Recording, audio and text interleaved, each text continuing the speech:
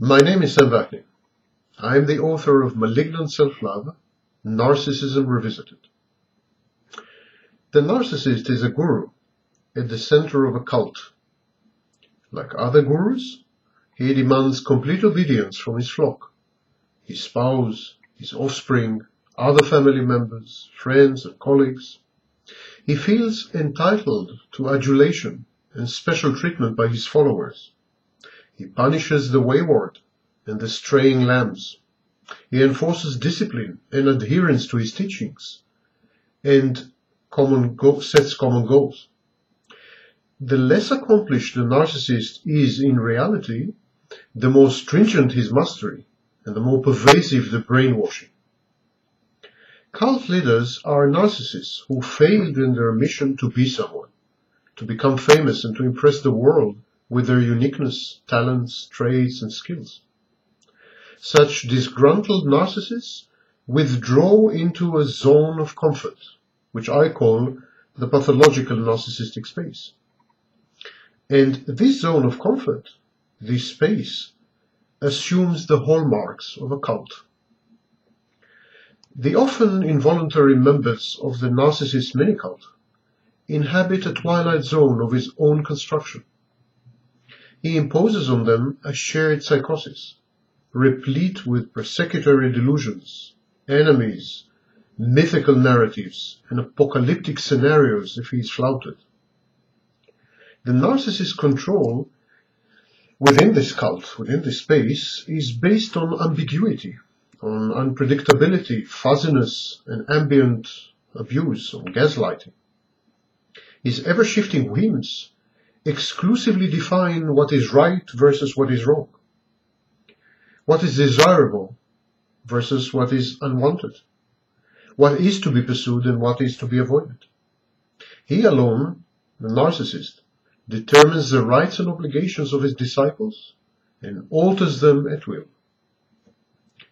The narcissist is a micromanager. He exerts control over the minutest details and behaviors. He punishes severely and abuses withholders of information and those who fail to conform to his wishes and to his goals.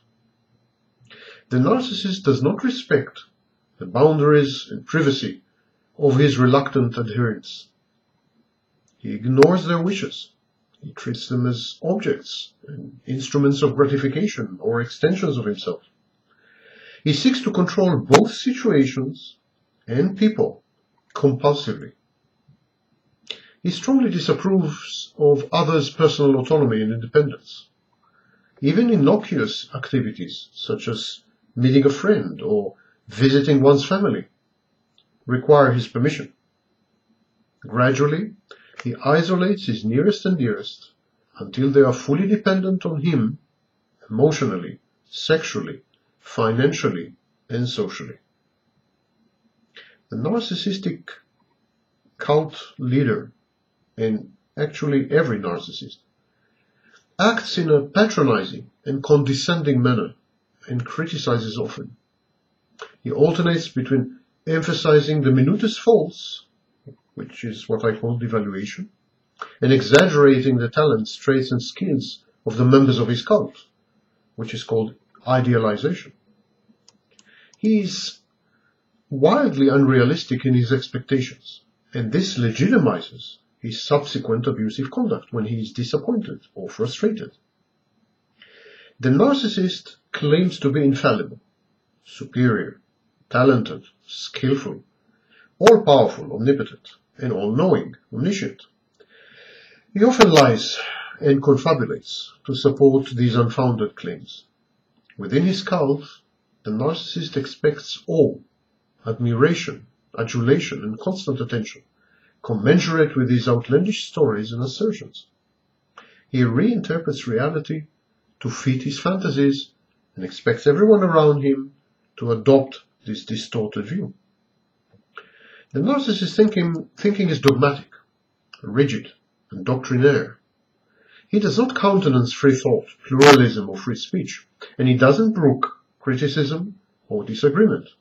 The narcissist demands, and often gets, complete trust and the relegation to his capable hands of all decision-making. The narcissist forces the participants in his cult to be hostile to critics, to the authorities, to institutions, to his personal enemies, or to the media. And if they try to uncover his actions and reveal the truth, these are cast as enemies. He closely monitors, censors information from the outside, exposing his captive audience only to selective data and analysis, which conform, of course, to his narrative. The narcissist cult is missionary and imperialistic. He is always on the lookout for new recruits. His spouse's friends, his daughter's girlfriends, his neighbors, new colleagues at work. He immediately attempts to convert them to his creed, to convince them how wonderful and admirable he is. In other words, the narcissist tries to render them sources of narcissistic supply. Often, the narcissist's behavior on these recruiting missions is different to his conduct within the cult. In the first phases of wooing new admirers and proselytizing to potential conscripts, the narcissist is attentive, compassionate, empathic, flexible, self-effacing, and helpful. At home, among the veterans, those he takes for granted, he is tyrannical, demanding, willful, opinionated, aggressive, and exploitative.